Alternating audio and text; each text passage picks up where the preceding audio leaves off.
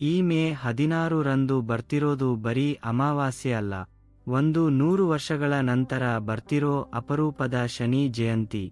ಈ ಒಂದು ತಪ್ಪು ಮಾಡಿದ್ರೆ ಶನಿದೋಷ ಬೆನ್ನು ಬಿಡಲ್ಲ. ಎಲ್ಲರಿಗೂ ನಮಸ್ಕಾರ. ಮೊದಲಿಗೆ ಈ ತಿಂಗಳ ಮೇ 16ರ ಶನಿವಾರದಂದು ಶನಿ ಜಯಂತಿ ಮತ್ತು ಅಮಾವಾಸ್ಯೆ ಒಟ್ಟಿಗೆ ಬರುತ್ತಿವೆ. ಇಂತಹ ಯೋಗ ಬಹಳ ಅಪರೂಪಕ್ಕೆ ಸಂಭವಿಸುತ್ತದೆ. ಶನಿವಾರದಂದೇ ಶನಿ ಜಯಂತಿ ಮತ್ತು ಅಮಾವಾಸ್ಯೆ ಕೂಡಿ ಬರುವುದು ಅತ್ಯಂತ ವಿಶೇಷ. ಈ ದಿನವನ್ನು ಯಾವುದೇ ಕಾರಣಕ್ಕೂ ಕೈಬಿಡಬೇಡಿ ಎಂದು ಪಂಡಿತರು ಹೇಳುತ್ತಾರೆ.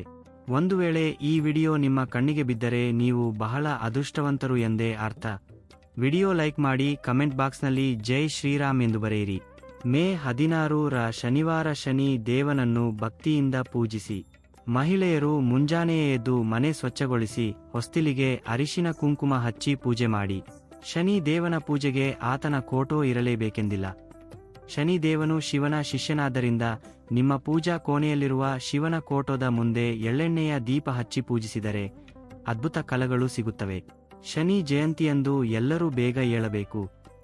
ತಡವಾಗಿ ಎದ್ದರೆ ಶನಿ ದೋಷ ಉಂಟಾಗುವ ಸಾಧ್ಯತೆ ಇರುತ್ತದೆ. ಅಮಾವಾಸ್ಯೆ ಇರುವುದರಿಂದ ಮನೆಯವರೆಲ್ಲರೂ ಕಲ್ಲುಪ್ಪಿನಿಂದ ದೃಷ್ಟಿ ತೆಗೆದುಕೊಳ್ಳಿ. ಅಮಾವಾಸ್ಯೆಯ ದಿನ ಉಪ್ಪಿನಿಂದ ದೃಷ್ಟಿ ತೆಗೆದರೆ ಎಂತಹ ಕೆಟ್ಟ ದೃಷ್ಟಿಯಾಗಿದ್ದರೂ ನಿವಾರಣೆಯಾಗಿ ಆಯಸ್ಸು, ಆರೋಗ್ಯ, ಐಶ್ವರ್ಯ ವೃದ್ಧಿಯಾಗುತ್ತದೆ. ಮುಖ್ಯವಾಗಿ ಮನೆಯಲ್ಲಿರುವ ಸಣ್ಣ ಮಕ್ಕಳಿಗೆ ದೃಷ್ಟಿ ತೆಗೆಯುವುದನ್ನು ಮರೆಯಬೇಡಿ. ಮನೆಯಲ್ಲಿ ನಕಾರಾತ್ಮಕ ಶಕ್ತಿ ಅಥವಾ ದುಷ್ಟಶಕ್ತಿಗಳ ಓಡಾಟವಿದ್ದರೆ ಹಣಕಾಸಿನ ಹಾಗೂ ಅನಾರೋಗ್ಯದ ಸಮಸ್ಯೆಗಳು ಕಾಡುತ್ತವೆ. ಇದನ್ನು ಹೋಗಲಾಡಿಸಲು ಈ ಅಮಾವಾಸ್ಯೆಯಂದು ಮನೆಗೆ ಲಿಂಬೆಹಣ್ಣಿನಿಂದ ದೃಷ್ಟಿ ತೆಗೆಯಿರಿ. ಒಂದು ಹಸಿ ಲಿಂಬೆಹಣ್ಣನ್ನು ಹಿಡಿದು ಮನೆಯ ಹೊಸ್ತಿಲ ಮುಂದೆ ನಿಂತು ದೃಷ್ಟಿ ತೆಗೆದು ಯಾರೂ ತುಳಿಯದ ಜಾಗಕ್ಕೆ ಎಸೆಯಿರಿ. ಹಾಗೆಯೇ ಅಂದು ಮನೆಗೆ ಗುಂಬಳಕಾಯಿಯನ್ನು ಕಟ್ಟುವುದು ಮರೆಯಬೇಡಿ. ಈ ದಿನ ಬೂದುಗುಂಬಳಕಾಯಿ ಕಟ್ಟುವುದರಿಂದ ಮನೆಯ ದೃಷ್ಟಿದೋಷ, ಕುಟುಂಬದ ಅನಾರೋಗ್ಯ ಹಾಗೂ ಆರ್ಥಿಕ ಸಂಕಷ್ಟಗಳು ದೂರವಾಗಿ ಸುದಿನಗಳು ಆರಂಭವಾಗುತ್ತವೆ. ಶನಿವಾರದ ಈ ಅಮಾವಾಸ್ಯೆಯಂದು ತೊಟ್ಟು ಇರುವಂತಹ ಬೂದುಗುಂಬಳಕಾಯಿಯನ್ನು ತಂದು ಅದಕ್ಕೆ ಅರಿಶಿನ ಕುಂಕುಮ ಹಚ್ಚಿ ಹೊಸ್ತಿಲಿಗೆ ಕಟ್ಟಿ ಸಾಂಬ್ರಾಣಿ ಧೂಪ ಹಾಕಿ. ಇದರಿಂದ ಮನೆಗೆ ಒಳಿತಾಗುತ್ತದೆ.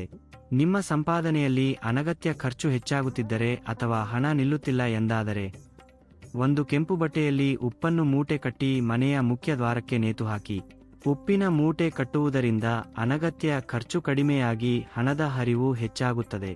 ಈ ಅಮಾವಾಸ್ಯೆಯಂದು ಮನೆಯ ಹೊಸ್ತಿಲ ಎರಡೂ ಬದಿಯಲ್ಲಿ ಗಂಧದಿಂದ ಸ್ವಸ್ತಿಕ ಗುರುತನ್ನು ಹಾಕಿ. ಇದು ಕುಟುಂಬಕ್ಕೆ ಶುಭ ತರುತ್ತದೆ. ಅನೇಕರು ಕಾಲಿಗೆ ಕಪ್ಪು ದಾರ ಕಟ್ಟಿಕೊಳ್ಳುತ್ತಾರೆ.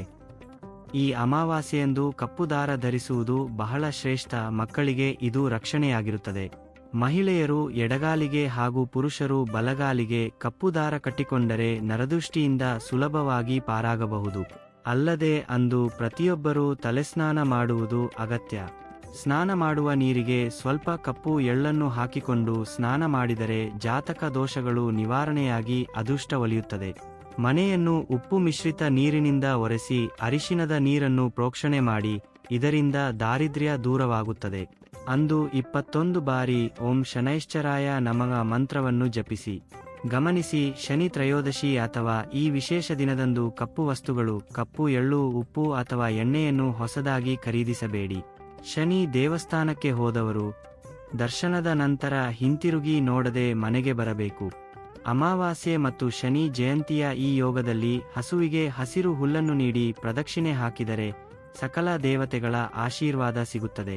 ಶನಿ ದೇವನ ವಾಹನ ಕಾಗೆಯಾದ್ದರಿಂದ ಕಾಗೆಗಳಿಗೆ ಆಹಾರ ನೀಡಿ. ಈ ದಿನ ಅಶ್ವತ್ಥ ಮರವನ್ನು ಪೂಜಿಸುವುದು ಅತ್ಯಂತ ಫಲಪ್ರದ. ಶನಿವಾರ ಮತ್ತು ಅಶ್ವತ್ಥ ಮರದ ಪೂಜೆ ಸೇರಿದರೆ ನಿಮ್ಮ ಇಷ್ಟಾರ್ಥಗಳು ಸಿದ್ಧಿಸುತ್ತವೆ.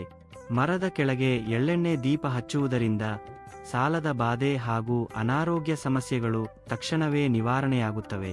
ಶನಿ ಜಯಂತಿಯಂದು ಹಗಲು ಹೊತ್ತಿನಲ್ಲಿ ನಿದ್ರೆ ಮಾಡಬಾರದು, ಮಾಂಸಾಹಾರ ಸೇವಿಸಬಾರದು ಹಾಗೂ ದಂಪತಿಗಳು ಬ್ರಹ್ಮಚರ್ಯ ಪಾಲಿಸಬೇಕು. ಅಂದು ಹೊಸ ಬಟ್ಟೆ ಧರಿಸುವುದು ಅಥವಾ ಹೊಸ ಕೆಲಸಗಳನ್ನು ಆರಂಭಿಸುವುದು ಬೇಡ. ಕ್ಷೌರ ಮಾಡುವುದು, ಉಗುರು ಕತ್ತರಿಸುವುದನ್ನು ನಿಷೇಧಿಸಲಾಗಿದೆ. ಅಮಾವಾಸ್ಯೆಯ ರಾತ್ರಿ ಮಕ್ಕಳನ್ನು ಹೊರಗೆ ಕರೆದೊಯ್ಯಬೇಡಿ. ಶನಿ ದೇವನ ಅನುಗ್ರಹವಿದ್ದರೆ ಮಾತ್ರ ಸುಖ ಭೋಗಗಳು ಲಭಿಸುತ್ತವೆ. ಹಾಗಾಗಿ ಹತ್ತಿರದ ಶಿವ ದೇವಾಲಯಕ್ಕೆ ಹೋಗಿ ನವಗ್ರಹಗಳಿಗೆ 9 ಪ್ರದಕ್ಷಿಣೆ ಹಾಕಿ ಶನಿ ದೇವನಿಗೆ ನಮಸ್ಕರಿಸಿ. ದೀರ್ಘಕಾಲದ ಕಾಯಿಲೆಯಿಂದ ಬಳಲುವವರು ಶಿವಲಿಂಗಕ್ಕೆ ಕಪ್ಪು ಎಳ್ಳು ಮಿಶ್ರಿತ ನೀರಿನಿಂದ ಅಭಿಷೇಕ ಮಾಡಿಸಿ. ಇದು ಆಯಸ್ಸನ್ನು ಹೆಚ್ಚಿಸುತ್ತದೆ. ಶಿವನ ಸನ್ನಿಧಿಯಲ್ಲಿ ಎಳ್ಳೆಣ್ಣೆ ದೀಪ ಹಚ್ಚಿದರೆ ಆರ್ಥಿಕ ಲಾಭವಾಗುತ್ತದೆ.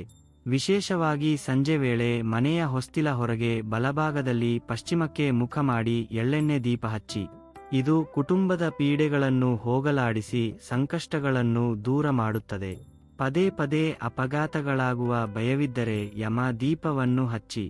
ಸಂಜೆ ಮನೆಯ ಮುಂದೆ ದಕ್ಷಿಣಾಭಿಮುಖವಾಗಿ ಎಳ್ಳೆಣ್ಣೆ ದೀಪ ಹಚ್ಚಿ ಅದಕ್ಕೆ ಕೆಲವು ಎಳ್ಳುಗಳನ್ನು ಹಾಕಿ. ಇದು ಭವಿಷ್ಯದ ಅನಾಹುತಗಳನ್ನು ತಪ್ಪಿಸುತ್ತದೆ. ಅಶ್ವತ್ಥ ಮರವನ್ನು 2 ಕೈಗಳಿಂದ ಮುಟ್ಟಿ ನಮಸ್ಕರಿಸಿದರೆ ದೋಷಗಳು ಕಳೆದು ಹೋಗುತ್ತವೆ. ಉದ್ಯೋಗ ಅಥವಾ ವ್ಯಾಪಾರದಲ್ಲಿ ಅಭಿವೃದ್ಧಿ ಬೇಕಾದವರು ಅಶ್ವತ್ಥ ಮರದ ಮುಂದೆ ಪಶ್ಚಿಮಕ್ಕೆ ಮುಖ ಮಾಡಿ ನಿಂತು ಶನಿ ಸ್ತೋತ್ರ ಪಠಿಸಿ. ಇದರಿಂದ ನಿರುದ್ಯೋಗಿಗಳಿಗೆ ಕೆಲಸ ಸಿಗುತ್ತದೆ ಮತ್ತು ವ್ಯಾಪಾರದಲ್ಲಿ ಲಾಭ ವೃದ್ಧಿಯಾಗುತ್ತದೆ. ಅಶ್ವತ್ಥ ಮರದ ಬುಡಕ್ಕೆ ಸ್ವಲ್ಪ ಸಕ್ಕರೆ ಮತ್ತು ಗೋಧಿ ಹಿಟ್ಟನ್ನು ಹಾಕಿ. ಅಲ್ಲಿನ ಸಣ್ಣ ಜೀವಿಗಳು ಇದನ್ನು ಸೇವಿಸುವುದರಿಂದ ನಿಮ್ಮ ಕರ್ಮ ದೋಷಗಳು ಕಳೆದು ಅದೃಷ್ಟ ಕುಲಾಯಿಸುತ್ತದೆ. ಸಂಜೆ ಇಡೀ ಮನೆಗೆ ಸಾಂಬ್ರಾಣಿ ಧೂಪ ಹಾಕಿದರೆ ಮಹಾಲಕ್ಷ್ಮಿಯ ಆಗಮನವಾಗುತ್ತದೆ. ಹಿರಿಯರ ಹೆಸರಿನಲ್ಲಿ ಬಡವರಿಗೆ ಅನ್ನದಾನ ಮಾಡಿ. ಇದರಿಂದ ಪಿತೃದೇವತೆಗಳ ಆಶೀರ್ವಾದ ಸಿಗುತ್ತದೆ. ಸಾಧ್ಯವಾದರೆ ನದಿ ಸ್ನಾನ ಮಾಡಿ ಮೋಕ್ಷ ಪ್ರಾಪ್ತಿ ಮಾಡಿಕೊಳ್ಳಿ. ಈ ದಿನ ದಂಪತಿಗಳು ಜಗಳವಾಡಬಾರದು. ಮಹಿಳೆಯರು ಮನೆಯಲ್ಲಿ ಕಣ್ಣೀರು ಹಾಕಬಾರದು. ಇದು ಸಂಕಷ್ಟಗಳಿಗೆ ಕಾರಣವಾಗುತ್ತದೆ. ಈ ಶನಿ ಜಯಂತಿಯಂದು ಕೆಲವು ರಾಶಿಯವರು ವಿಶೇಷ ಪೂಜೆ ಮಾಡಬೇಕು. ಮೇಷರಾಶಿಯವರು ಶಿವಾರ್ಚನೆ ಮಾಡಿ. ಸಿಂಹ ರಾಶಿಯವರು ಉದ್ದು ಮತ್ತು ಎಳ್ಳನ್ನು ದಾನ ಮಾಡಿ. ಕನ್ಯಾ ರಾಶಿಯವರು ತೈಲಾಭಿಷೇಕ ಮಾಡಿಸಿ. ಧನು ರಾಶಿಯವರು ಕಪ್ಪು ಬಟ್ಟೆ ಧರಿಸಿ ಪ್ರದಕ್ಷಿಣೆ ಮಾಡಿ ಹಾಗೂ ಕುಂಭ ಮತ್ತು ಮೀನ ರಾಶಿಯವರು ಶನಿಗೆ ತೈಲಾಭಿಷೇಕ ಮಾಡಿಸಿ. ಈ ಮಾಹಿತಿ ನಿಮಗೆ ಇಷ್ಟವಾಗಿದ್ದರೆ ವಿಡಿಯೋವನ್ನು ಲೈಕ್ ಮಾಡಿ ಮತ್ತು ನಿಮ್ಮ ಆತ್ಮೀಯರೊಂದಿಗೆ ಶೇರ್ ಮಾಡಿ. ಇಂತಹ ಇನ್ನಷ್ಟು ದೈವಿಕ ಮಾಹಿತಿಗಾಗಿ ನಮ್ಮ ಚಾನೆಲ್ ಅನ್ನು ಸಬ್ಸ್ಕ್ರೈಬ್ ಮಾಡಿಕೊಳ್ಳಿ. ಎಲ್ಲರಿಗೂ ಆ ಭಗವಂತ ಒಳ್ಳೆಯದು ಮಾಡಲಿ. ಧನ್ಯವಾದಗಳು.